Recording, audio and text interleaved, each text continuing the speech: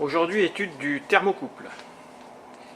Le thermocouple est une sécurité de flamme pour les chaudières gaz, relativement ancienne, qui n'est donc plus vendue sur les chaudières neuves, mais au vu du parc ancien de chaudières en France, on en rencontre énormément en dépannage.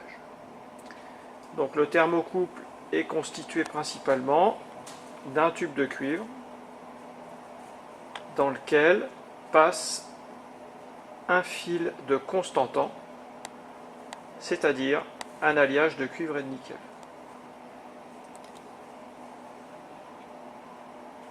Ces deux métaux sont soudés ici et seront soumis à la température chaude de la veilleuse.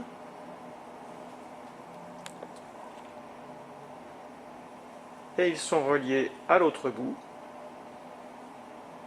au bloc gaz à l'électroaimant.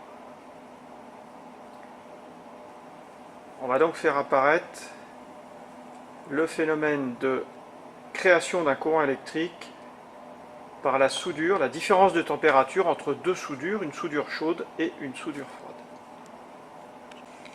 Nous allons faire apparaître les propriétés électriques du thermocouple en chauffant la soudure chaude avec un bec benzène, en raccordant le commun d'un multimètre sur la soudure froide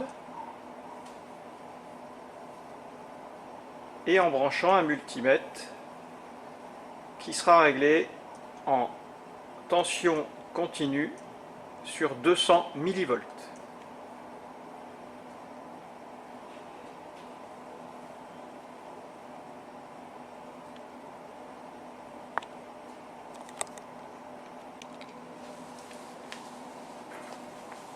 Donc la soudure chaude monte en température et si je touche le fil de cuivre avec le fil rouge du multimètre, j'ai environ 36 millivolts de tension continue électrique créée par le thermocouple. Cette tension va servir à alimenter l'électroaimant présent dans le bloc gaz. Si j'arrête de chauffer la soudure, la tension va diminuer jusqu'à temps qu'il n'y en ait plus assez pour alimenter l'électroaimant qui va donc fermer le gaz.